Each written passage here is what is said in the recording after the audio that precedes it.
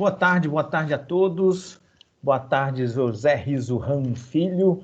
Aqui hoje vai mostrar um pouco da sua trajetória e da sua história aí relacionada à Pollux. Pollux é uma empresa muito conhecida no cenário nacional, premiada, inclusive, no cenário nacional, na área de automação, visão computacional. O Riso vai explicar para a gente um pouco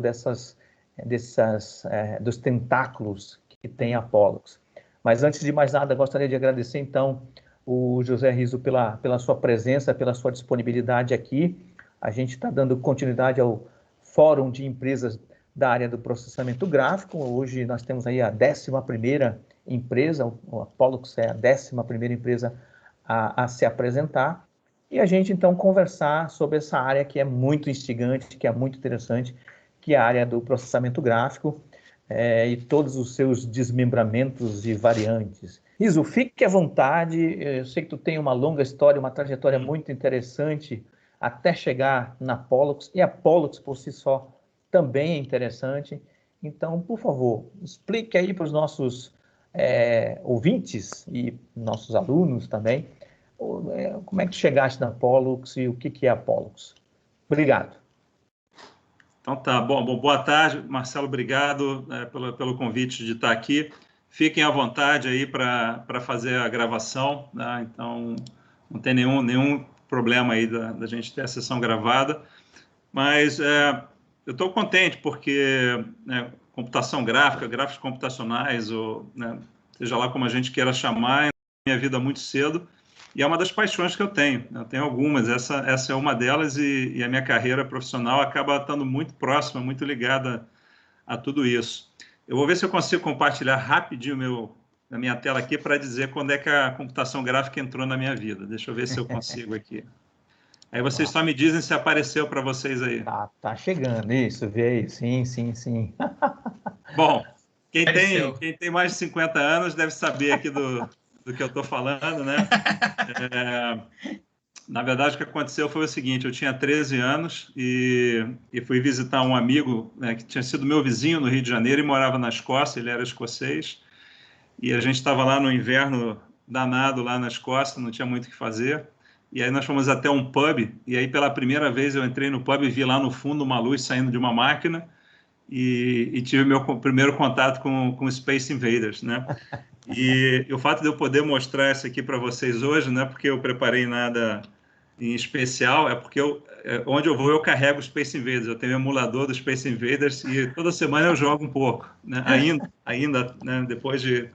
Eu quero esse emulador, cara, porque eu também comecei a jogar isso tinha uns 16 anos, no ensino médio. Tem 40 anos que eu jogo Space Invaders e eu não sou de me gabar, não, mas eu fui o melhor jogador no Brasil na década de 80, lá no Rio. Eu ficava horas com uma ficha e, né, juntava o pessoal para ver, mas isso aí é uma história para uma outra ocasião. Mas realmente esse foi o primeiro, né, contato que eu tive, e aí eu tive que esperar um pouco, porque, bom, quem é da minha geração lembra, né, que a gente só teve realmente acesso aos primeiros PCs um pouquinho mais para frente. Acho que eu estava com 17, 18 anos, tinha começado a engenharia, e aí estava lendo a respeito do Apple II, né, que o Steve Jobs tinha lançado lá, e a gente estava com a lei da informática, era difícil ter acesso a um computador, mas eu insisti tanto que meu pai me deu na época, era um TK2000, que era um telefone do Apple II, né? E ali foi onde eu comecei a programar. A gente, na engenharia, estudava Fortran, né? Vocês devem lembrar. Sim. E aí eu comecei a programar em Basic e Assembly, fiz alguns jogos bacanas nesse PC, mas logo depois chegaram os PCs na universidade, os primeiros IBMs lá com DOS, e eu tinha um professor, né, que tinha terminado o mestrado na UFSC, que me introduziu a linguagem C. Não havia nem documentação na época sobre a linguagem C no país, e o primeiro projeto que eu fiz em C foi justamente uma biblioteca gráfica, porque o PC tinha uma página gráfica ainda de resolução não tão alta, mas não tinha como se desenhar, né? E aí meu primeiro trabalho foi fazer uma biblioteca para se desenhar no PC. Então comecei com uma função fazendo ponto, reta, né? E círculo, elipse, B-spline, escala, espelho. Então meu primeiro projeto mais relevante aí em programação foi fazer uma biblioteca. E tem até um fato curioso, né? Porque a gente usava ponteiros para fazer isso. E eu estava com o código redondo, todo certo, e eu não conseguia plotar o ponto na tela. Eu tinha revisado já o código e não tinha nada na documentação. Na época não tinha internet para a gente pesquisar. E aí nós fizemos um telefonema para um especialista que estava nos Estados Unidos e a solução era relativamente simples, mas a gente não tinha como saber. O ponteiro para mudar para uma página gráfica ele tinha que ser do tipo far e a gente não tinha essa informação. Aí na hora que a gente botou o far ali, pum, acendeu o primeiro pixel na tela. E aí, de um pixel, você faz, né, o que você quiser. E aí, a paixão era muito grande, né? Eu queria estar perto disso. Eu até tinha plano. Meu plano original era ir estudar na Alemanha, na sequência, estava estudando alemão. Mas eu vi que essa parte de computação estava realmente acontecendo nos Estados Unidos. Aí eu tomei uma decisão importante na vida. Eu tranquei a universidade, trabalhei dando aula de linguagem C. Isso em 86, 87. Juntei um dinheiro e me mudei para os Estados Unidos, fui fazer engenharia lá. E lá eu continuei, né, apesar de fazer engenharia muito ligada à computação gráfica, né? Eu entrei para um projeto da engenharia mecânica, onde a gente teve acesso aos primeiros softwares 3D para projeto, né? Naquela época, o auge era o AutoCAD em 2D, né? E aí a universidade ela tinha um software que era o IDEAS, que rodava nas estações da Silicon Graphics. Eu só vejo as cabeças balançando, é porque a galera é do meu tempo aí, pelo jeito. Os nomes estão e foi ressoando aqui. interessante, porque o que a gente fazia na engenharia era criar os modelos sólidos e depois usar equações para animar com equações dinâmicas, né? A ideia era essa. E é bacana porque uma parte dessa turma que trabalhou comigo, eu era aluno de graduação, mas tinha os caras que estavam ali fazendo. Alguns deles foram para a Califórnia e depois começaram uma empresa que a gente lembra bem hoje, que é a Pixar. Então, pô, eu fico pensando, se eu tivesse... Eu acabei mudando meu estágio, né? Se tivesse cara, eu podia estar lá na Califórnia, mas as coisas tomam outros caminhos, né? Bom, mas resumindo, então eu terminei terminei engenharia e voltei para o Brasil e vim morar em Santa Catarina, né, que era uma vontade que eu tinha, e fui trabalhar na Nidec, hoje em Embraco, quando eu vim aqui, e eu entrei num time que na época se chamava CIM, Computer Integrated Manufacturing, seria o equivalente hoje a um time que está implantando a indústria 4.0, a transformação digital. Então, nosso trabalho era muito de olhar essas novas tecnologias, né? E aí eu dei muita sorte, porque, né, como eu falava inglês, tinha vindo dos Estados Unidos, eu acabei sendo o cara que ia buscar essas tecnologias e viajava, então, bastante para a Europa, para os Estados Unidos, e fui, né, que a gente aplicando na Embraco. Então, robótica, a manufatura aditiva, né, impressão 3D, que é tão comum, naquela época se chamava estereolitografia, compramos uma máquina, custou $120 mil. Prototipação rápida, né? E uma das tecnologias que me pediram para analisar mais de perto, ela estava muito embrionária, ainda era uma coisa muito mais de universidade, era o que se chamava Machine Vision, né, que a gente chama de sistemas de visão artificial, né, estava muito no começo. E aí eu trouxe um estagiário de São Paulo e a gente montou um núcleozinho e aí fizemos nosso primeiro sistema de visão. Tudo tinha que ser montado, né? A gente comprou um frame grabber, comprou uma câmera da Hitachi, a programação era em C e a gente fez os primeiros sistemas de visão, que eu acho que provavelmente os primeiros sistemas de visão no Brasil que foram para uma fábrica, né? Estamos falando aí de 93, tem bastante tempo. Bom, e ali eu acabei também sugerindo, né, que a gente adotasse os CADs 3D. A Embraco, na época, usava um que não era, e aí acabou indo para o Pro Engineer, né, que naquela época fez muito sucesso. Né, lá na Apollo, só para não deixar... Hoje o 3D que domina é outro, tá? Mas naquela época o Pro Engineer era muito forte, né? Bom, aí eu estava na Embraco por um tempo pré-definido, porque a minha vontade sempre foi empreender, né? Então, a Embraco, para mim, foi uma segunda universidade. Eu acabei ficando 4 anos lá, 2 anos eu fiquei na engenharia de processos, que é dentro fazendo o que eu falei, e depois eu fui para a área de produtos, trabalhar num projeto, né, para os clientes americanos da Embraco, e eu fiquei, então, indo e vindo para os Estados Unidos, e aí, nesse processo, eu comecei a pensar na empresa, né, que veio a ser a Pollux. Então, eu saí da Embraco em 96, né, e comecei a Pollux com alguns amigos ali que eu convidei. provavelmente do jeito mais errado possível. A gente não tinha dinheiro, não tinha nenhum capital investimento. Estava tudo começando, não existia nem a palavra startup. Era uma empresa nova que a gente estava propondo, né? A nossa ideia era soluções para a fábrica, era justamente aproveitar a experiência que a gente teve lá do Machine Vision e aplicar sistemas de visão. E aí a indústria que nos acolheu no primeiro momento, porque tinha uma necessidade muito forte para esse tipo de sistema, foi a indústria farmacêutica. Então, nós desenvolvemos um sistema de visão que fazia inspeção de embalagem na indústria farmacêutica. Fazia OCR, OCV dos códigos, né, da caixa de medicamento, verificava a posição de rótulo, se o rótulo estava certo ou não, presença dos comprimidos no blister e etc. E foi assim que a Pollux começou, fazendo sistemas de visão para a indústria farmacêutica. E dali a gente foi levando essa tecnologia depois para outros setores, fomos para o bens de consumo, aí caímos no automotivo, e por um bom tempo a Pollux acabou sendo conhecida aí nessa primeira fase startup aí como uma empresa de visão, né? Apesar da gente ter outras competências, né, o carro-chefe realmente era a parte de visão. Muito na forma tradicional, né? Você tinha que realmente programar o seu sistema. Mas a gente começou a acompanhar a indústria, né? E aí vocês devem lembrar que ali no final da década de 90 começou a surgir o conceito das smart cameras, né? Que na verdade começou lá na Georgia Tech, os caras embutiram, né, o processador na câmera, então ao invés da câmera estar ligada a um PC que fazia o processamento, trouxe-se o processamento para dentro da câmera. E isso nos pareceu muito disruptivo, né? Fazia muito sentido, porque você eliminava o computador, né, e tornava o sistema mais barato, mais compacto, mas ao mesmo tempo a gente não tinha na Pollux ainda nem recurso, nem capacidade para desenvolver, né, uma smart câmera competitiva. O Brasil não tinha nem massa crítica desses componentes, né?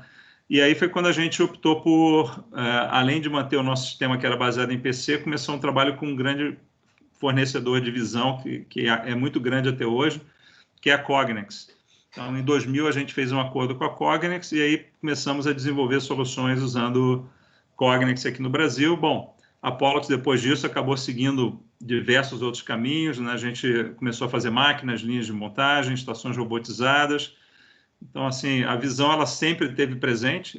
Eu imagino que a gente deva ter instalado por baixo aí uns 3.000 sistemas de visão no país, nas mais diversas indústrias, mas não é a única coisa que a Pollux faz mais, né? Hoje a gente faz diversas outras coisas. E aí a gente está sempre antenado aí com essa, né, tudo que tem processamento gráfico, né, como é que pode ajudar. Então a gente adotou o SolidWorks, né, para fazer os nossos projetos de máquinas, né, tudo feito em SolidWorks. E aí uma outra área gráfica que é muito forte hoje dentro da Pollux era de simulação. A gente, toda a linha de montagem, toda a célula robotizada que a gente fabrica, ela é totalmente simulada, né? A gente usa um software de uma empresa lá da Finlândia chamada Visual Components, e essa empresa foi comprada pela Kuka, né, há algum tempo atrás, e então a gente usa ali para criar a solução, né? É uma outra área que a gente atua. E aí, nesse processo todo, né, acabou surgindo o conceito aí da indústria 4.0, né, e o próprio conceito aí da internet industrial das coisas, e ali dentro aí você tem uma série de outros elementos da computação gráfica ou de processamento gráfico envolvido, né? E a Pollux tem iniciativas em praticamente todas elas, tá? Então, vamos lá, o que a gente tem hoje rodando na Pollux? Essa parte de simulação, ela segue muito forte. Então, essa é uma área que a gente tem todo interesse com a Udesca evoluir. Dentro dessa área, né, ou próximo disso, não é exatamente a mesma coisa, mas tem uma certa proximidade. A gente tem avançando aí o conceito do gêmeo digital, que também é uma área de interesse da Pollux, né, que a gente quer levar adiante. Eu acho que faria muito sentido a gente criar uma linha, Udesca e Pollux, nessa área. Estava comentando com o Marcelo, na terça-feira agora a gente tem o nosso encontro nacional da BI, estamos trazendo um dos maiores especialistas do mundo em gêmeo digital, que é o Dan Isaacs, né, para estar no evento. É um evento online, fica aí o convite, terça, 8h30, quem quiser, né, participar é só aparecer lá no YouTube da BI. Então essa é uma outra área de interesse. Sistemas de visão continuam muito fortes. A gente usa a visão hoje não só mais para inspecionar, mas a gente usa, por exemplo, a visão para guiar o robô, né? Então, quando o robô precisa fazer uma pega que não está definida, o sistema de visão vai guiar o robô ali para pegar. E é um sistema que está sofisticando. Ele era 2D, agora a gente já tenta dar profundidade, criar uma situação de visão 3D também, às vezes combinando laser, né? Alguma coisa assim. E aí, recentemente... Bom, eu vou deixar isso por último. Uma outra área que a gente tem interesse também é realidade aumentada, né, realidade virtual. Então, também é uma área que a gente começou a testar agora. A gente está adquirindo os primeiros equipamentos para fazer manutenção remota dos nossos equipamentos, né? A Pollux, ela cresceu muito nos últimos 2 anos, principalmente internacionalmente. Tá? Então, hoje a gente tem equipamentos em 12 países, da Argentina ao Canadá. E para dar suporte a esses equipamentos, a gente está fazendo muito uso do acesso remoto, né? E essa tecnologia também ajuda a gente. Mas eu acho que o que tem, talvez, de mais, que está mais forte em desenvolvimento é essa evolução, novamente, nos sistemas de visão, que é a adoção das redes neurais, né? Para você fazer reconhecimento de padrões e etc. Então, a gente teve um contato com uma empresa da Suíça há cerca de 3 anos atrás, chamada VID, e eles tinham desenvolvido uma solução de visão usando Deep Learning, né?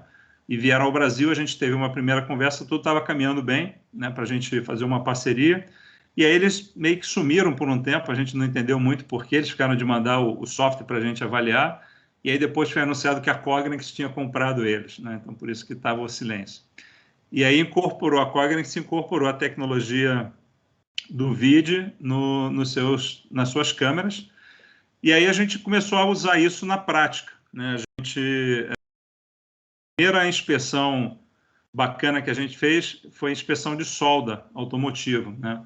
A gente tem muita experiência com a visão convencional, né? Que quem tem envolvimento com o sistema de visão conhece, né? Que são as ferramentas Blob, Edge e etc, né? Os filtros, quer dizer... E algumas inspeções não são fáceis de serem feitas com isso. A gente abriu mão de muita oportunidade, porque não, isso aí não dá para fazer com visão. Solda era uma delas, porque caracterizar uma solda como sendo boa, usando ferramentas convencionais de visão, é muito difícil, porque a solda ela muda muito de aparência, ela não é muito bem definida, né? E aí, com a tecnologia do Deep Learning, usando redes neurais, a gente teve sucesso em treinar o sistema, o que era uma solda boa ou ruim, e foi o nosso primeiro sistema. Esse sistema, inclusive, usa um robô, né? O robô, na verdade, ele leva a câmera, porque são várias soldas nessa parte do carro, e ele, então, verifica, e ele aprende, né? A gente vai armazenando essas imagens, e aí, né, uma pessoa tem que depois ir lá e indicar para o sistema, isso é bom, isso é ruim, isso é bom, isso é ruim. Quanto mais imagens você vai submetendo, mais inteligente vai ficando o sistema, que é uma característica de sistemas de visão baseado em Deep Learning. Você tem que fazer o treinamento do cérebro, e quanto mais amostras diversas você for submetendo ao sistema, melhor ele vai ficando, né, e progressivamente ele vai melhorando. Isso aqui tem um lado desafiador na prática, porque na indústria eles querem que você coloque o sistema e que ele saia funcionando. Então, você dizer, olha, esse sistema com as amostras que você me deu vai ter 80% de assertividade, e à medida que o tempo for passando, a gente vai chegar, vai ultrapassar o ser humano, porque o ser humano não tem 100%, vamos supor que o ser humano tem ali 85%. A gente vai começar baixo, vai chegar e vai ficar melhor depois. Mas isso requer um pouco de trabalho braçal, né? Quem trabalha com isso sabe, é realmente armazenar imagens, colocar, mandar para a nuvem, treinar o cérebro, voltar e etc.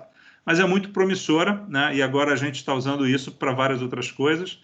Nós estamos com um projeto bem grande para a indústria de alimentos, que é para verificar o fechamento das embalagens, também usando essa tecnologia. Então, essa é uma outra área que a gente também tem total interesse em seguir avançando. A gente não só tem a opção da Cognos, como a gente desenvolveu uma solução da Pollux, usando a biblioteca do TensorFlow, que é aberta.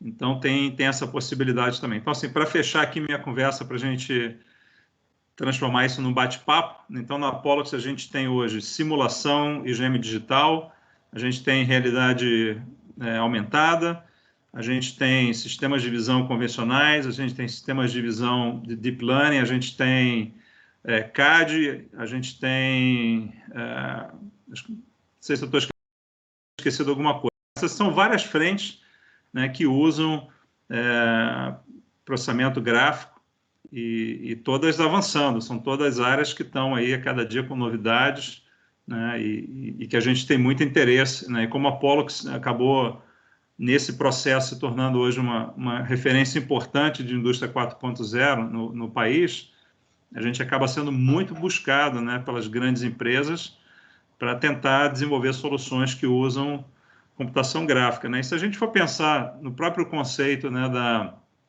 da internet industrial das coisas, né, a internet industrial ela tem 3 elementos, né? Ela tem lá o sensor ou o dispositivo inteligente, né, que tem sensores, então ele está reconhecendo o que está acontecendo, né? Ele está conectado à internet, então ele está gerando dados de forma continuada, né? E são tantos dados, são tantos dispositivos que a gente tem que usar agora, né, o poder aí do analytics, aí da inteligência artificial para moer esses dados e gerar informações para o terceiro elemento, que são as pessoas. E quando a gente vai para o primeiro, que é o sensor, que pode ser um sensor de temperatura, pode ser um sensor de pressão, vazão, qualquer coisa, a câmera é um deles, e talvez um dos mais poderosos no que diz respeito à geração de dados, né? Todo mundo já ouviu aquela célebre frase, né, que uma imagem vale mais do que 1000 palavras. Então, é um tipo de dado muito poderoso, que traz consigo muita informação, tem o desafio de ser um dado pesado, mas com 5G chegando aí, né, e com as redes melhorando, não vai ser um grande problema. Então, assim, a gente vê um potencial imenso também para captura e processamento de imagem, né, no setor de manufatura, no agronegócio e vários outros. Então, assim, é bem divertido, né? E como eu falei, tem sido parte da minha vida aí desde os 13 anos. Então, são 40 anos já, né, que, de alguma forma, o processamento gráfico está na minha vida. Lá na Pollux, a gente tem muitos profissionais voltados para isso, e seria realmente bacana a gente estreitar, né, esse laço ano que vem aí com a Udesc e fazer projetos em conjunto. Acho que tem bastante coisa aí que a gente possa fazer. E é isso. E aí fico aqui aberto aqui para a gente bater papo aí, conversar. Todo num determinado momento tu falou, não, isso aqui eu vou deixar para falar depois. Já falou ou passou? Já falei. Era parte do Deep Learning. Ah, tá. Beleza. Então, antes da gente entrar num bate-papo, só queria te perguntar rapidinho, assim, para o pessoal também ter uma ideia da dimensão da Pollux, quantos colaboradores tem, e aquela pergunta relacionada especificamente à área, né? Quantas pessoas e qual é a formação do pessoal que está trabalhando com esses projetos? Deve ter gente de marketing, de RH e tudo mais. O pessoal que está trabalhando na mão na massa aí, né? Com a mão na massa. Ele tem que tipo de formação? Então, e quantos são? Qual é o tamanho da Pollux? Tá. Bom, a gente esse ano contratou 70 pessoas até o momento, e a gente deve estar com umas 50 vagas aí buscando, né? Não é fácil, justamente pela área que nós atuamos, né? Há uma competição grande por esse tipo de recursos e, às vezes, também a gente tem que formar na base, né? Muita gente que trabalha na Pollux teve na Pollux o primeiro emprego, depois da universidade, segue com a gente aí por anos a fio. Então, a gente tem essa característica de ter muita gente egressa de universidades, da Udesc, que são vários casos, muita gente formada na Udesc que trabalha na Pollux, na UFSC, na USP, né, algumas universidades também de fora do país. E a gente deve estar aí se aproximando de 300 pessoas, né, que trabalham diretamente na Pollux. A gente tem várias outras, talvez a mesma quantidade de pessoas que trabalham em fornecedores muito próximos ou quase exclusivos para a Pollux, ferramentarias que fazem componentes para a gente, algumas empresas menores, mas que hoje são praticamente 100% dedicadas a Pollux em alguma especialidade, né? E a gente fez um censozinho, né? Mais ou menos 70% das pessoas são pessoas técnicas, né? São ligadas a desenvolvimento. Então, a gente tem 30% aí que cobre, né, todas as dimensões do negócio, da parte financeira, gestão de pessoas, etc., mas 70% estão diretamente ligados no desenvolvimento das nossas soluções. E a formação, ela é variada, mas eu diria que se a gente for tentar ver um ranking, A gente tem um grande número de engenheiros mecânicos, porque a gente também faz máquina, né? Então a parte de projeto é muito forte. Também temos um grupo importante de engenheiros eletricistas ou eletrônicos.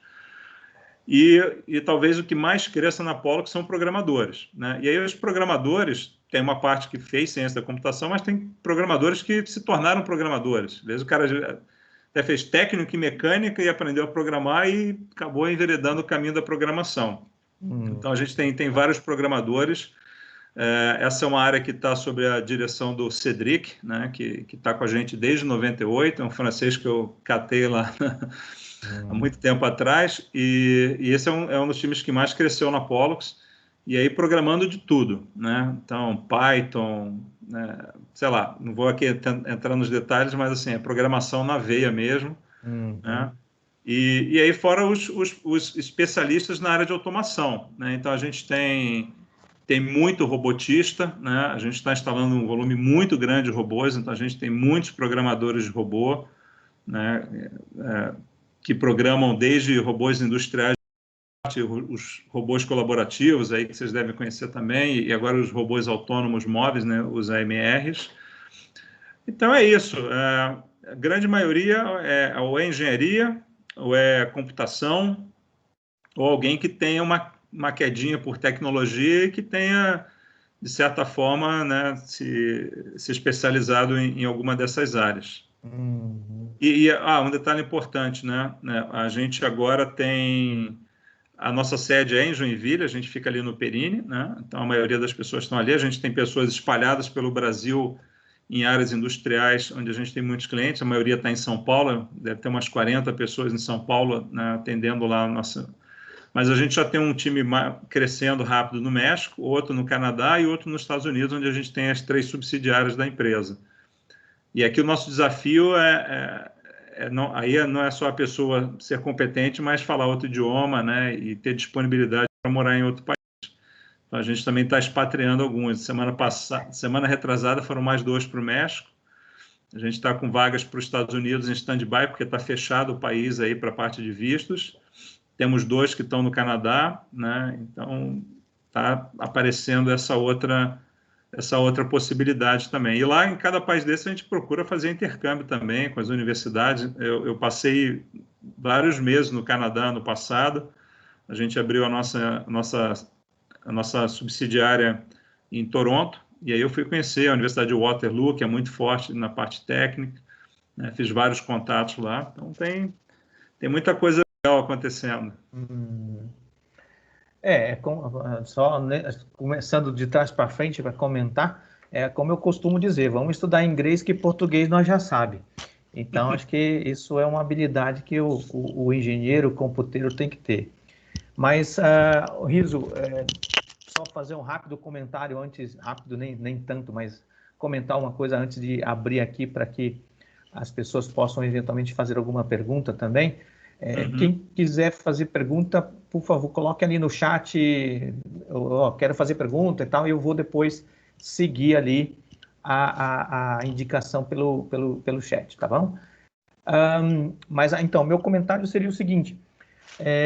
nossa, que bom que a gente vê dá orgulho, né? Eu não sou joinvilense, também vim de fora, assim como o Rosso, tu também, mas dá orgulho da gente ver uma empresa tão renomada e tão bem estruturada, trabalhando assim na ponta da tecnologia.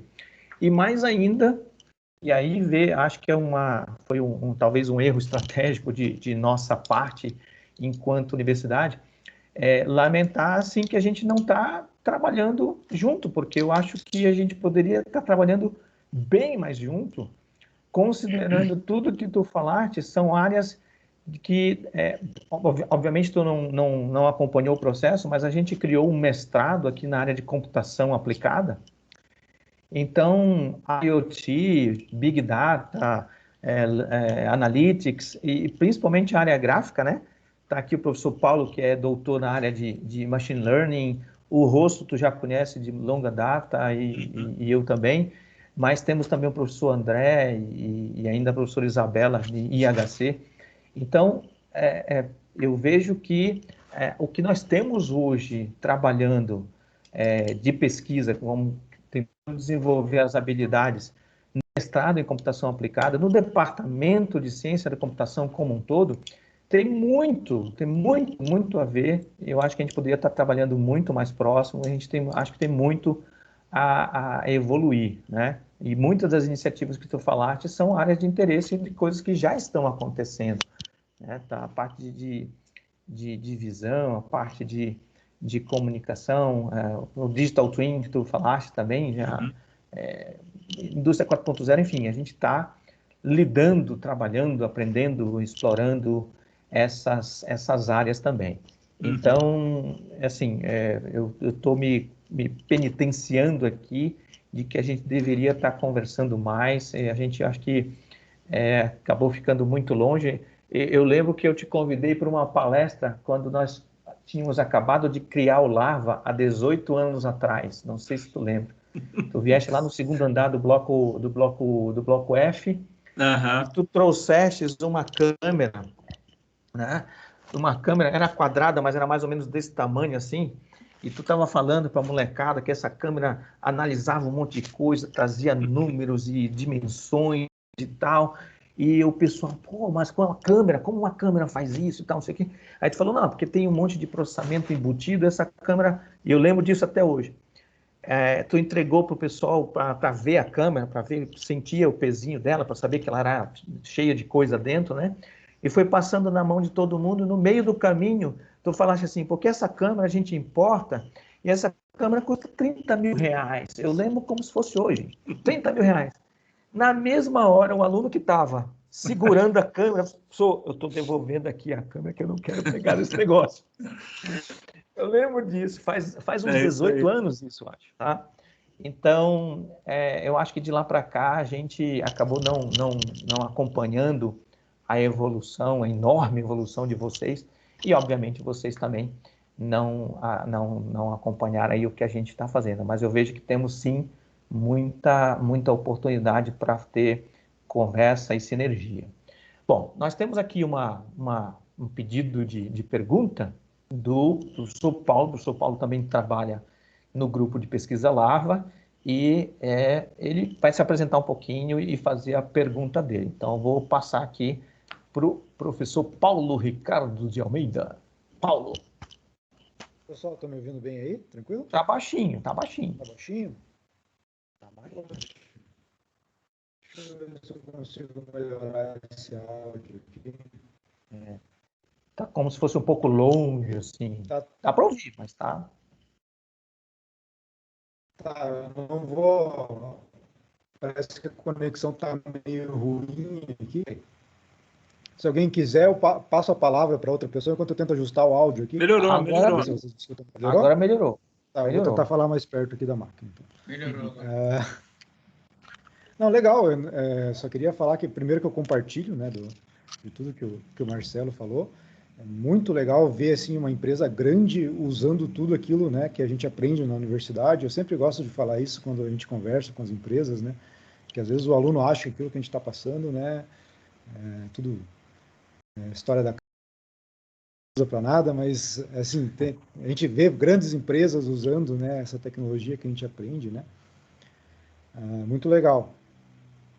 Na verdade, o que eu queria perguntar, assim, é uma coisa que eu sempre paro para pensar, né, que às vezes a gente fica ali no meio acadêmico e a gente implementa um monte de coisa e essas coisas, óbvio que funcionam no meio acadêmico, né, quando a gente está fazendo um experimento ali controlado, mas quais que são os desafios quando a gente começa a pensar e leva para o ambiente de fábrica? Por exemplo, eu treino lá uma rede neural, eu treino aqui uma rede neural convolucional na minha máquina. Tudo bem, eu tenho aqui, sei lá, 24 GB de vídeo na minha máquina. Claro que eu não tenho isso aqui, né? Mas eu poderia treinar isso daqui, né? Mas como que eu transfiro isso para a indústria, né? Que tipo de hardware que a gente tem para poder... Porque, assim, eu imagino, né? Eu não posso simplesmente pegar isso daqui e executar na indústria porque essa placa de vídeo lá vai ter um monte de interferência lá no meio, esse negócio vai queimar lá, né? E, assim... Como que vocês lidam com isso? Quais que são as limitações?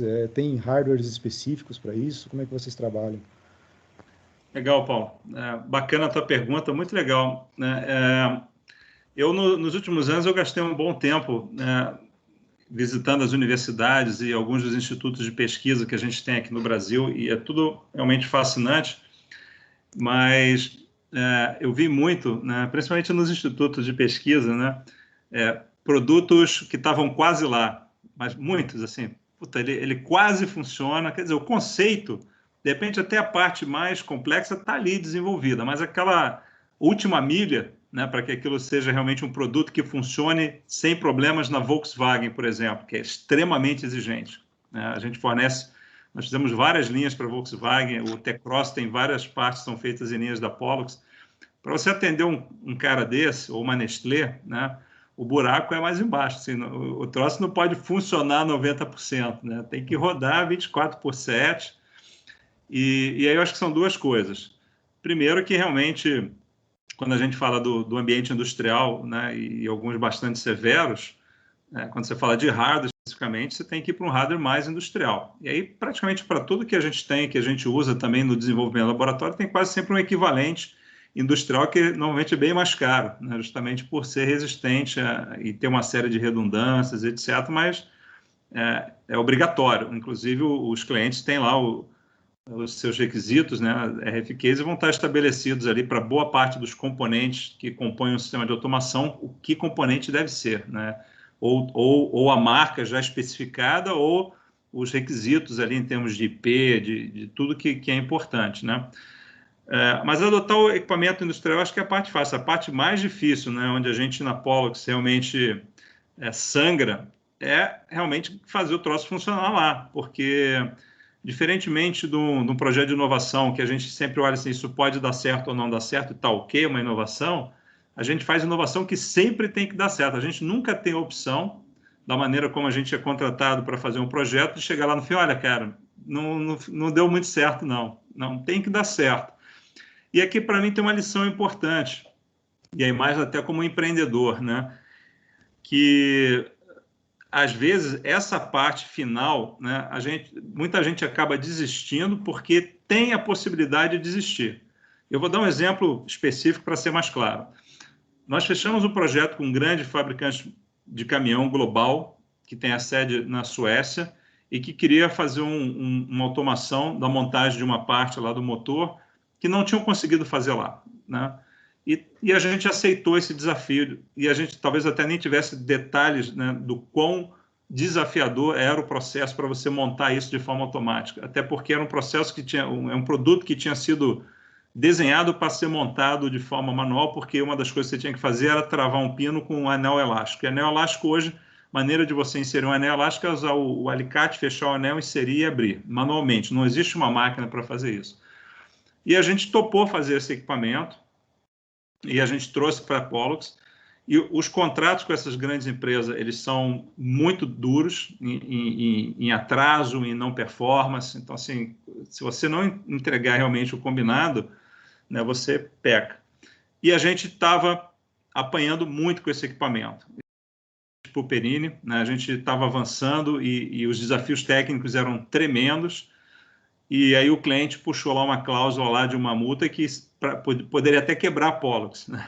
Então a gente realmente, mais do que nunca, não tinha opção de não fazer aquele negócio funcionar. E a maneira que a gente fez para fazer funcionar, eu na época, né, já tinha essa posição, né, de diretor-presidente, eu parei o que eu estava fazendo, eu desci para a fábrica com um time, nós reunimos ali um time de 15 pessoas e a gente falou, a gente só vai sair daqui a hora que esse negócio estiver funcionando. A máquina já estava de pé, mas ela estava com uma série de desafios técnicos. E a gente trabalhou todo dia, das 7 da manhã às 11 da noite. 11 da noite a gente ia para um botequinho do lado, tomar uma cerveja e ver como tinha sido o dia, meio que planejar o dia seguinte. 7 da manhã a gente estava lá de novo. E a gente foi assim, segunda, terça, quarta, quinta, sexta, sábado, segunda, terça, quarta, quinta, sexta, sábado, domingo. E foi. E em 2 meses a gente botou para funcionar aquele equipamento. Eu te garanto que se a gente tivesse em algum momento um escape de falar, cara, não dá para fazer isso, a gente provavelmente teria saído porque era muito cansativo fazer o que a gente fez da maneira que a gente fez, mas funcionou e funciona até hoje, é um equipamento que ninguém no mundo conseguiu fazer, a gente fez. Então, o que às vezes eu fico pensando, né, quando eu visito um instituto de pesquisa ou mesmo algumas universidades e vejo aqueles diversos protótipos que não viraram produto, né? Às vezes é porque falta essa milha final, esse esforço final, que é justamente fazer com que o protótipo vire um produto funcional e que vá realmente para a fábrica com robustez. Aí tem aquela parte técnica, né? São TRLs, né? 1, 2, 3, 4, 5, 6, o 6 aqui, aí o 7, 8, 9, que é essa fase aí de transformação. É uma fase muito desafiadora, né? Porque aí você tem que viabilizar não só o funcionamento no ambiente real, como também tem que viabilizar o produto de forma economicamente, mercado, parceiros, quer dizer. E é o que a Pollux aprendeu a fazer muito bem nesse ano. A gente, na verdade, faz do início até o final, mas essa parte aí normalmente é mais dura, é onde a gente mais sua e normalmente é uma fase do projeto onde você já está sob muita pressão do cliente, que quer o quanto antes o equipamento. Então, assim, eu acho que inovação e invenção, né, ela tem essa parte, ela tem a parte de inspiração, essa transpiração aí, sem ela não vai, né? Então é transpiração. A resposta para o Paulo é transpiração. Einstein já falava isso também, né? Então, estamos lembrando aqui. É isso aí. Não, muito legal. Na verdade, é justamente o sentimento que às vezes a gente tem aqui, né? Poxa, esse negócio aqui a gente tem um protótipo, né? Agora é só implementar na indústria, né? Daí geralmente o pessoal fala, né? Será que é só implementar? Eu acho que às vezes, né, não é tão fácil assim, né? Às vezes a parte de realmente fazer isso aqui funcionar em um ambiente que o sistema não pode falhar, em um ambiente que não é um ambiente controlado, né? Não é trivial muitas vezes, né? A gente transformar esse protótipo em algo que realmente funcione. Mas muito legal, obrigado. Beleza, obrigado, Paulo. Nós temos uma mãozinha levantada aqui faz tempo, que é a nossa colega professora Luciana. Olá. Luciana, tudo bom? Olá, boa tarde a todos. Eu estou vendo agora. Eu estou há um tempão tentando conversar aí pelo chat, mas eu estou com alguma dificuldade técnica e não fui inserida na conversa. Mas então, na verdade, eu queria primeiro cumprimentar o Riso, né, dizer que pelo menos a terceira vez que eu tenho a oportunidade de te ouvir, e é sempre muito bom te ouvir, Riso. Eu já tive a oportunidade de te ouvir, é verdade, no Senai. Na última vez foi na própria UDESC mesmo, você foi para um evento lá, acho que é o convite do professor André, falar de indústria 4.0, não sei se você lembra, uma sala lotada de gente. Lembro, sim. Isso, mas essa é a primeira vez que eu escuto tão detalhadamente a tua história, a tua trajetória, com detalhes. Eu fiquei muito feliz de ouvir isso, na verdade, né, de como é que você construiu toda essa história, e a tua história, a história da Pollux, com certeza, né, te parabenizar também. Em segundo lugar, eu queria dizer que, assim como o Paulo, eu concordo plenamente com o que o Marcelo falou. A questão da nossa aproximação, eu vejo totalmente viável, né? Eu acho que ali o LARV, o nosso grupo ali do DCC, e os estudantes, e até nós mesmos, professores, acho que a gente pode fazer uma aproximação. Pelo que tu falaste, acho que a gente tem, digamos assim, um material humano para contribuir, né? Fazemos alguns trabalhos juntos, isso é bem interessante. E agora, com relação ao questionamento, já que você contou a história e falou um pouquinho, né, do que aconteceu e do que acontece, eu queria te perguntar sobre o futuro.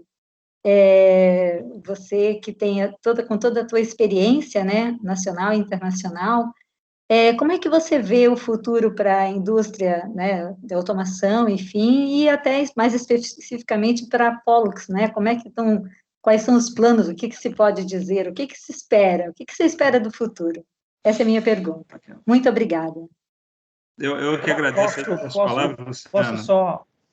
Posso só complementar, se tu puder fazer a resposta meio que separando contexto nacional e contexto global, vocês estão no mundo todo, mas tentar, se for possível, se for pertinente, colocar ali o contexto nacional e o contexto global meio que separado na resposta. Obrigado. Então, tá bom. Bom, primeiro, em relação a essa parceria, isso está combinado aqui, tá? A gente tem que tirar do papel. A gente tem só para vocês terem uma ideia, nós estamos aqui do lado, né? A gente tem essa vantagem enorme da proximidade. Nós estamos fazendo um projeto muito bacana com o pessoal do INSPER de São Paulo na área de robótica, né? O projeto que a gente está desenvolvendo agora com eles é usar a visão como um sistema redundante para dar segurança nas células robotizadas, né? Porque uma célula robotizada a gente usa os elementos padrão de segurança, que são os scanners de áreas, as barreiras de luz, mas isso pode ser burlado. Então, a gente está trabalhando com eles num projeto onde a câmera vai identificar uma pessoa que se aproximou, esse tipo de coisa. E através do INSPER, agora a gente começou um trabalho com a Universidade da Carolina do Norte, nos Estados Unidos. Então, assim, a gente está avançando, tem essas possibilidades com o Waterloo. Eu falo, pô, a gente vai trabalhar com Carolina, Waterloo, né, e a UDESC está aqui do lado, né, não faz sentido. Então, a gente vai sim tirar isso do papel. Eu vejo o futuro como brilhante, né, dentro da área de tecnologia, para os profissionais que estão nessa área, para as empresas que estão nessa área. Quando a gente olha aí o que está acontecendo no mundo, algumas áreas são as mais promissoras, né? Então, hoje existe todo esse debate em relação ao futuro do emprego, que funções vão deixar de existir, que funções vão acontecer, como é que a robótica vai impactar tudo isso, né? E a gente está bem inserido nesse meio. Então, eu acho que a Pollux ela está numa espécie de tempestade perfeita em termos de posicionamento, né? A gente acabou sendo muito pioneiro no que a gente faz e pagamos o preço do pioneirismo. A gente estava sempre um pouquinho à frente da indústria, né? Então a gente tinha que buscar os early adopters, né, para adotar a nossa solução, porque as empresas convencionais estavam ainda pensando lá atrás. E aí tivemos esse trabalho todo de fazer a empresa primeiro sobreviver, né? A gente hoje vê a empresa bem estruturada, grande, e pensa que sempre foi assim. A Pollux está fazendo 24 anos esse mês agora, e a gente teve períodos muito difíceis. O Brasil é um país extremamente desafiador para você ter uma empresa, principalmente numa situação como a Pollux, que faz tudo absolutamente correto, né, em termos de tributo. Todos os nossos colaboradores sempre foram seletistas. Então, assim, você realmente cumprir todas as normas do Brasil e pagar todos os impostos é um desafio muito grande, porque é uma carga pesada, é uma burocracia difícil. Mas a gente superou, né, passou aí por perrengues, mas acabou, né, aprendendo e hoje, felizmente, a gente tem a Pollux, né, como uma empresa muito, muito bem estruturada para o momento. E aí o outro aspecto é isso, aquilo que a gente vinha fazendo de forma natural, né, todas as iniciativas que a gente imaginou como, pô, isso aqui um dia vai ser importante e tal, elas meio que foram convergindo e é o que a gente hoje chama de indústria 4.0. Então, a Pollux é uma empresa, né, de soluções 4.0. Né? E hoje, quando você olha, né, nesse tema, é o nome que se dá, né? Mas a gente está falando, na verdade, da automação das fábricas num outro nível, com o uso extensivo da robótica, de dados, etc., para tornar o ambiente flexível, que é o que a gente vem fazendo. Então, hoje, a gente não tem mais problema em encontrar trabalho. O nosso problema maior hoje é crescer o time na velocidade que as oportunidades chegam para a gente, né? Tanto que esse ano, que é um ano terrível aí por conta da pandemia, nosso volume de negócio foi 4 vezes superior ao ano passado, que foi um bom ano. Então, assim, hoje o nosso sufoco é dar vazão aos projetos todos que a gente tem. A gente tinha um galpão no Perini, naquele módulo padrão que vocês viram, tivemos que pegar um segundo, e aí agora pegamos um terceiro fora da empresa para botar as máquinas, né? A gente está com um volume muito grande.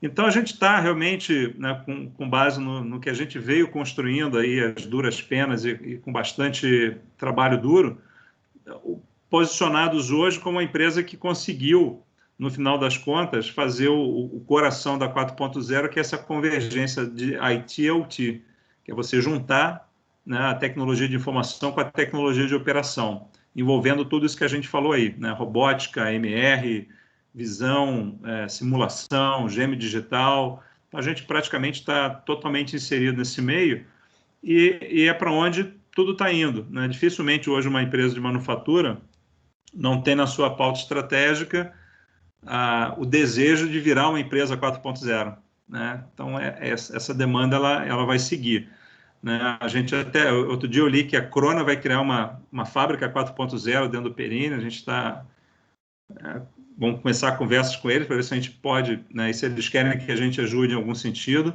Nós acabamos de instalar uma fábrica 4.0 novinha para uma empresa americana, né, no setor aeroespacial, muito bacana, realmente um modelo 4.0. Então, eu acho que o maior desafio que a Pollux vai ter nos próximos anos é a capacidade de atrair os talentos necessários para dar vazão a isso tudo, né? O nosso desafio é crescer sem perder nosso DNA, nossa cultura, porque trabalho não falta, principalmente depois que a gente deu esse passo de internacionalização, que já era um desejo que nós tínhamos, mas que vinha sendo adiado, e a hora que a gente meteu a cara, a coisa deu muito mais certo do que a gente imaginava. Nesse ano, 60% dos nossos negócios são em outros países. E países que eu falo não é aqui do lado, estou falando do Canadá, estou falando dos Estados Unidos, México, Colômbia, Equador. Então, a gente está num momento muito especial como empresa. A gente está chegando cansado no final desse ano, porque esse ano ele já está cansativo por conta da pandemia para todos, mas porque a gente também está trabalhando muito forte.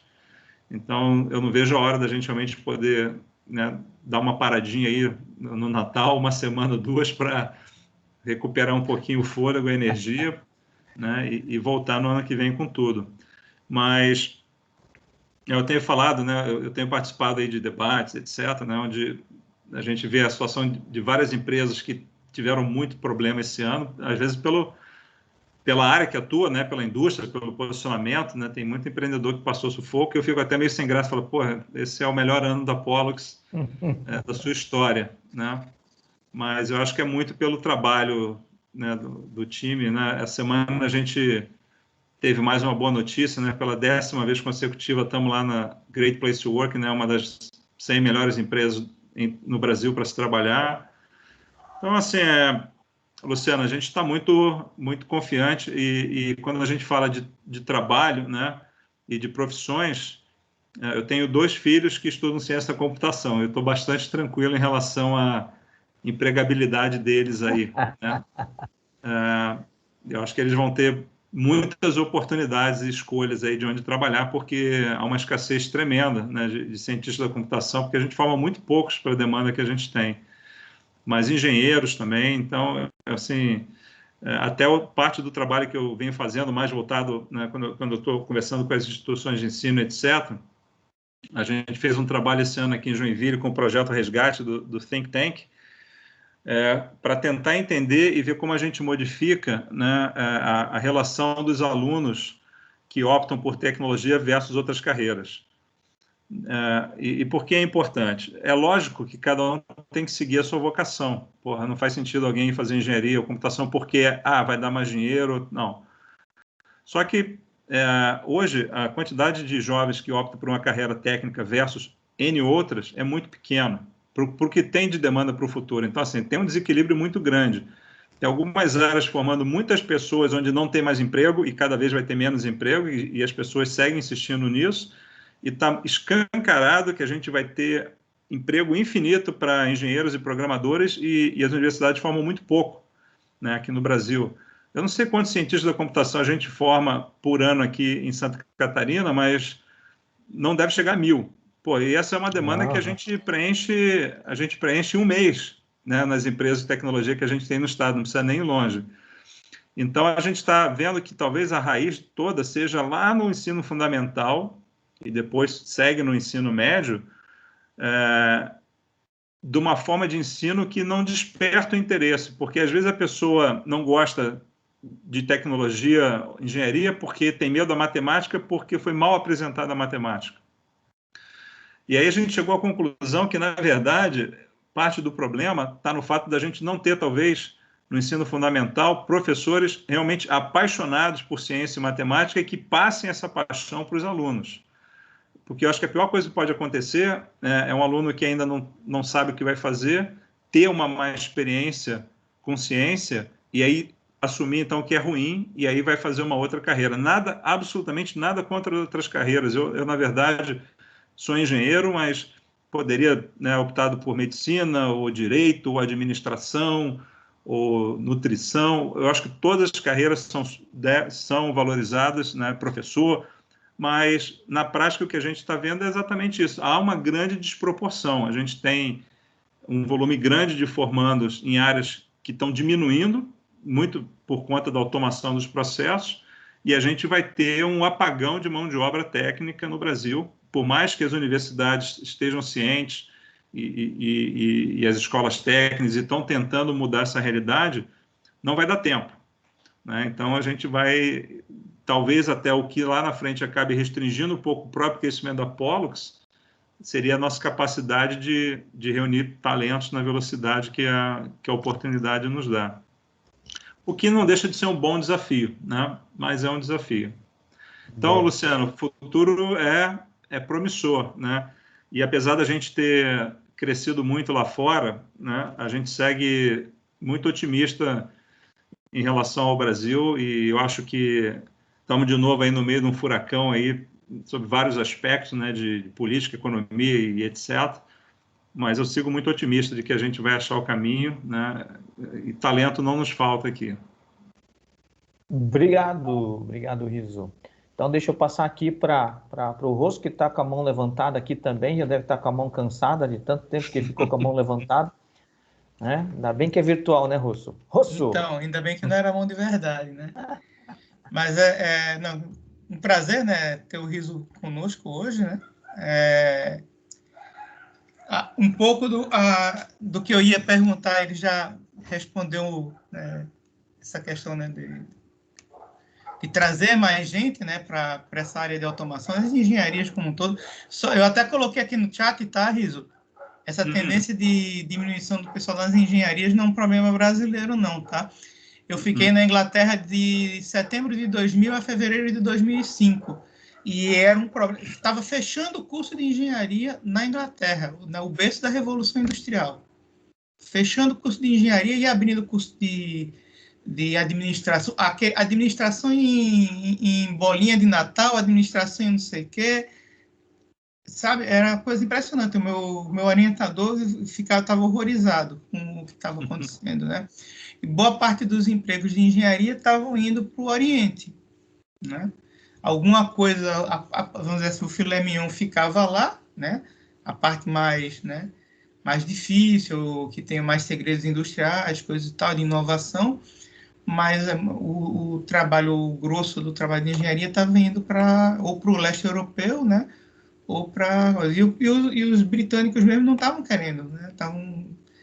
E a gente teve um pouco desse apagão aí entre 2008, 2009, 2010, a gente sentiu isso, né? Que, não sei se você lembra, eu lembro que houve uma pressão muito grande em cima do Confer para que a gente tivesse mais engenheiros igual tinham mais médicos, não sei se você lembra disso, né? Uhum. E, na verdade, o que aconteceu? A gente abriu um monte de vagas, né, de engenharia, mas você não tinha os engenheiros com experiência, que também é uma outra coisa, né? Não é só você formar a meninada, mas você precisa de um cara com 10, 15 anos de background que consiga liderar também, né? Eu acho que esse apagão que você está falando, a gente já teve e vai ter de novo, com certeza, né? E eu concordo muito com essa questão que você falou, como é que a meninada é apresentada às ciências, né? E a matemática, né? Isso é um problema muito sério de como a matemática é ensinada, principalmente no Brasil, mas é um problema meio que mundial. Em alguns países a gente sabe que não tem, né?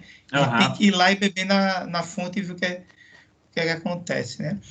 Voltando para essa questão, tá bom saber que a gente vai trocar figurinhas, né? A gente já teve alguns casos, né, que a gente conseguiu fazer alguns trabalhos com empresas já, até trabalho de mestrado na Tupi, até com visão. A gente fez um trabalho com os cabeçotes lá que eles tinham de motores. Era um ex-aluno nosso que era engenheiro deles. E a gente fez com uma webcam, né? A coisa era um protótipo, né, para mostrar que o conceito funcionava, coisa e tal. E deu até legal. Ganhamos até um prêmio no congresso do IFAC, internacional. E eu espero que a gente realmente consiga, né? Porque às vezes, sabe como é que eu me sinto, Riso? Posso falar porque a gente se conhece há mais de 20 anos. Se você lembra, eu te conheci, eu trabalhava na Sociedade, acho que na época, tu devia estar abrindo a porta, se tu fosse dar um curso de C++ lá. É verdade. Acho que foi isso, né? Acho que 95, 94, por aí. Eu encerrei a minha carreira de de ser, mas eu ganhei um bom dinheiro com isso aí no passado. Exatamente. Então, o que a gente como professor, nós somos professores e engenheiros, né? O que a gente sente quando a gente vê um monte de coisa que pode ser feita, que a gente poderia ajudar e não consegue essa ponte, né? Porque essa última milha que você falou, o meu entendimento, eu já tive do outro lado, né, do balcão, né? Já toquei empresa aqui e tudo. Essa última milha eu acho que não é a universidade que tem que fazer, a universidade tem que colar em quem sabe fazer, que é a empresa. A empresa sabe fazer isso. Né? A gente tem que colar com vocês, não só com vocês, né? Com as empresas. A gente tem a CIG, eu participo lá do núcleo de empresas de automação representando a UDESC. A gente tem que colar com as empresas, trazer a solução, né? Até onde a gente pode ir, de um ponto em diante. Eu acho que um problema da empresa, quando vem falar com a universidade, é querer o produto. E olha, dos quase 5 anos que eu fiquei na Inglaterra, eu não vi sair um produto, e Loughborough, eu estudei lá, Marcelo também, está entre as top 5 da Inglaterra, e engenharia está entre as top 3. Né? O que é muito comum lá nos Estados Unidos, onde eu acabei estudando por 4 anos, o próprio professor e alguns alunos ali, eles saem e fazem a empresa. Quando eles notam que tem um potencial, exatamente. Você consegue conduzir na universidade até um certo momento e, a partir dali, começa a ver o risco do próprio negócio. E aí, para quem é empreendedor, é pegar a ideia. E assim, existe um ecossistema que funciona porque, e eu vi isso, a última universidade que eu visitei foi no ano passado, eu passei uma semana na Universidade de Illinois, Urbana-Champaign, e tem todo um ecossistema preparado e há um incentivo para que isso aconteça. Né? Inclusive, o professor ele pode seguir sendo professor e sócio de uma empresa, os alunos podem estar trabalhando na empresa e desenvolvendo a sua tese dentro da universidade. Não há nenhum problema, não há nenhum conflito, na verdade, isso é incentivado. Então, eu visitei lá o centro de inovação deles, são várias salinhas, né? Quem está ali são os alunos, trabalhando dentro da universidade, mas a ideia é que cada um ali gradue e vire uma empresa. Né? Isso é extremamente saudável, né? Extremamente saudável. E cada empresa que sai dali, eles colocam uma plaquinha, e eu vi isso também na Universidade de Waterloo e na McMaster, lá no Canadá, quando eu tive. Então, o que a gente precisa é, dentro da universidade, incentivar também nos alunos e nos professores o empreendedorismo. Né? Porque, às vezes, bom, agora quer botar isso no mercado, tem que montar um negócio ao redor disso, né? Eu conheço a Step Tools, é uma empresa que é assim, que faz os tradutores de Step para os sistemas CAD. A maior delas é assim, ela é em Troy, e o CEO dela é professor titular lá, né? Full professor lá. Realmente, com certeza. É bom te ver, né? E eu acho que vai sair. Vamos nos comprometer, né, Marcelo e Paulo, de tentar, a partir de fevereiro, né, ou se der até esse ano. Esse ano está bem conturbado para a gente, mas ver o que é que a gente pode ter. Basicamente, o que a gente tem que fazer, uma coisa que eu aprendi, esse trabalho que eu fiz com a Tupi deu certo, porque eu fui lá e disse: o que é que eu posso ajudar vocês? E os caras fizeram a listagem. Aí, se eu posso mexer nisso, o que é que vocês preferem? Né? E tinha um engenheiro deles que queria fazer o mestrado conosco, né? Já tinha feito algumas disciplinas como aluno especial, que só esse modelo nosso da UDESC é muito visando realmente o mercado, né? Que o cara faça o mestrado dele trabalhando, e de preferência que a dissertação dele seja um problema da empresa, né? E deu muito certo por causa disso. Aí, a Tupi montou uma ponta de linha separada só para isso, deixou um robô lá 1 ano para a gente trabalhar. Né? E deu certo isso. Eu botei os sapatos, a sandália da humildade e disse: ó, o que é que eu posso ajudar vocês? Né? Ou será que eu posso? Na primeira vez, será que eu posso? E se eu posso, no quê? Né? E eu estou me comprometendo contigo, Riso. E aí é mais fácil ainda, porque eu te conheço bem. Estou tentando. Tem um meia-culpa, tá? O não fechou o negócio lá da ABI, mas vai fechar. A burocracia da universidade é terrível. Né? Mas, enfim, de a gente se fechar um dia, de ir lá e ver o que é que vocês fazem, o que é que a gente pode fazer com vocês.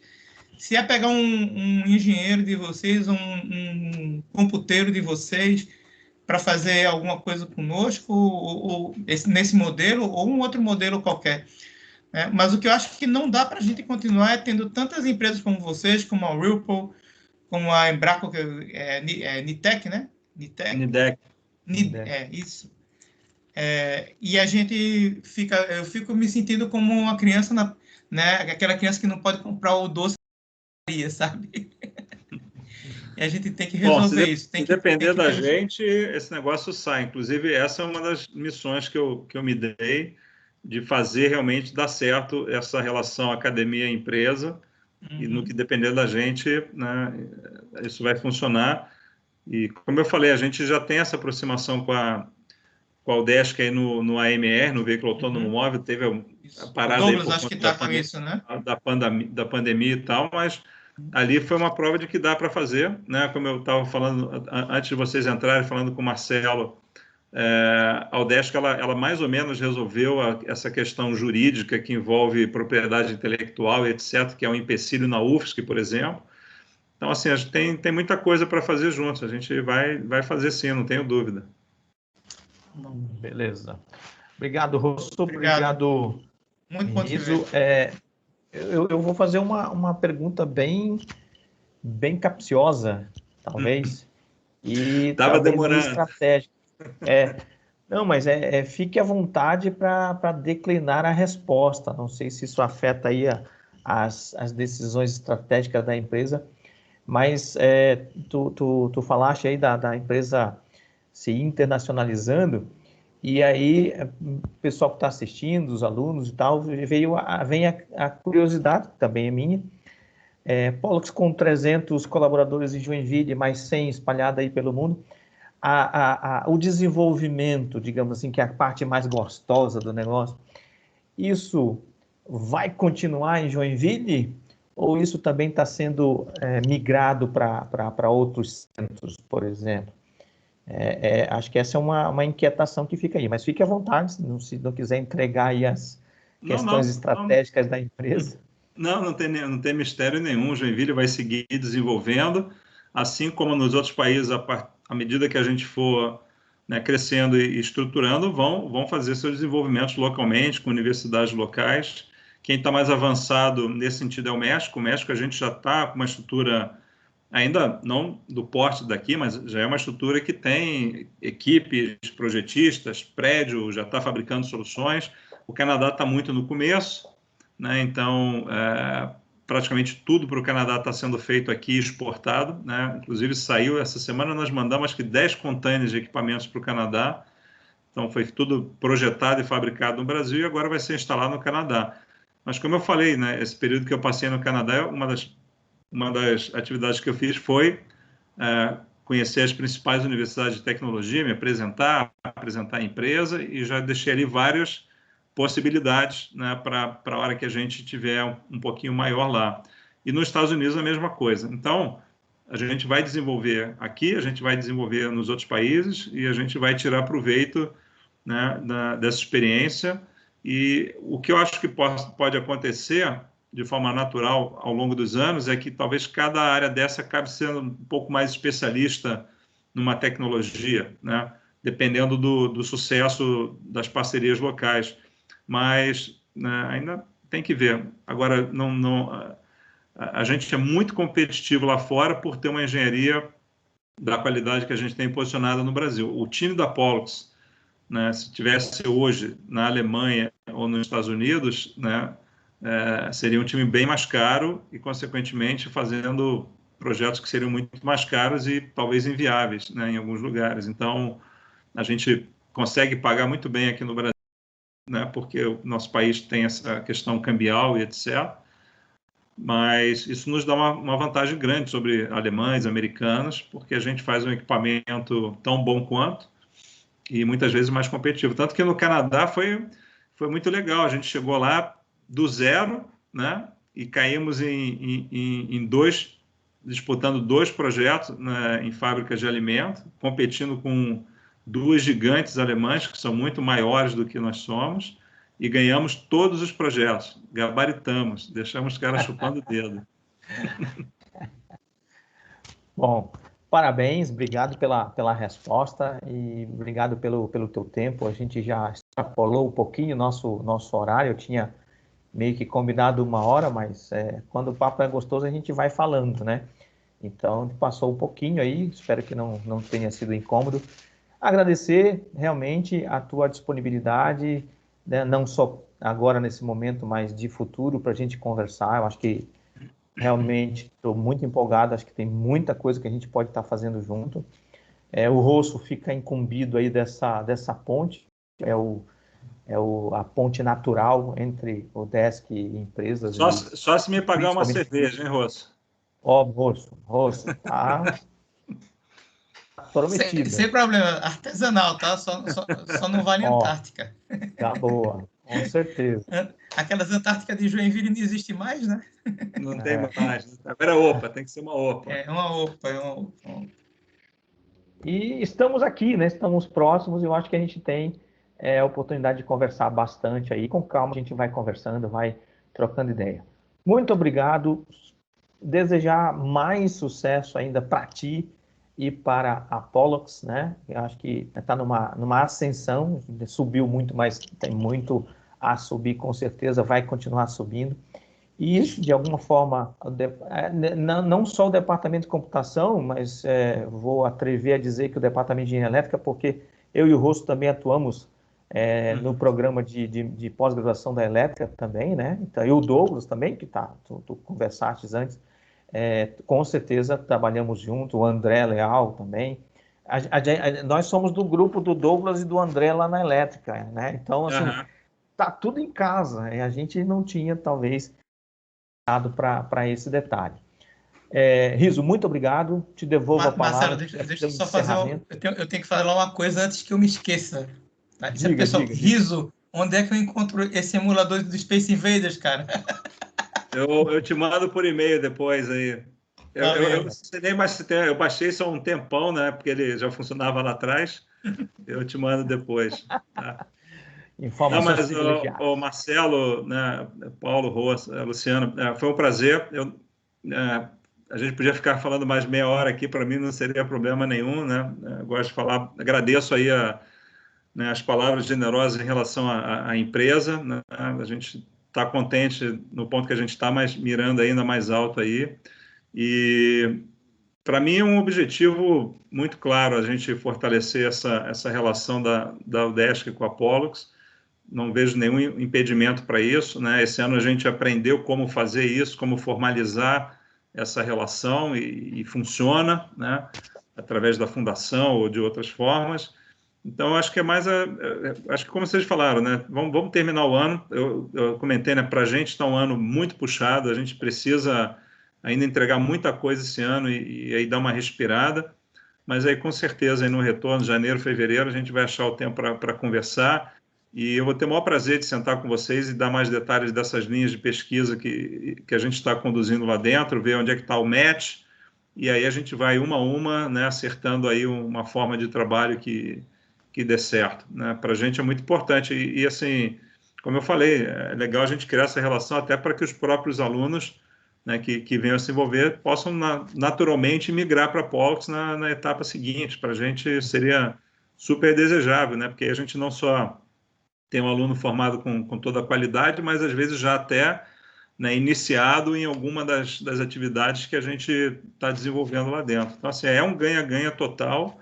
Tá? E eu não tenho a menor dúvida de que a gente vai fazer acontecer no ano que vem, por mais que a gente tenha demorado, Rosso, nunca é tarde. Tá? Então, ano que vem, eu acho que é o ano aí dessa parceria ganhar asas aí e funcionar muito bem, e contem comigo para isso. Tá? Então, no que depender do Riso para que isso funcione, vocês vão ter meu empenho máximo aí para a gente ter sucesso. E obrigado aí pelo convite, pela oportunidade. Fica também, como sempre teve, né, a Pollux, bom, estamos em pandemia, mas passado, a gente está sempre de portas abertas a receber vocês, os alunos. Tem muita coisa bacana lá, então é só uma questão de combinar, se quiserem levar as turmas lá ao longo do ano para verem os equipamentos e toda a confusão que a gente tem lá, Sempre vai ser um prazer. As portas vão estar sempre abertas. Tá bom? Legal. Muito obrigado. Obrigado mesmo. Pessoal, Feliz Natal aí, se a gente não se falar mais, tá? Isso. E torcendo aí para que as coisas retomem a normalidade o quanto antes aí. Fiquem bem, saúde e sucesso aí para todo mundo. Saúde, sucesso. Muito Se obrigado. cuidem todos. Muito obrigado. Saúde. Boa noite. Bom Tchau. Bom Natal. É Valeu. isso aí. Tchau, tchau.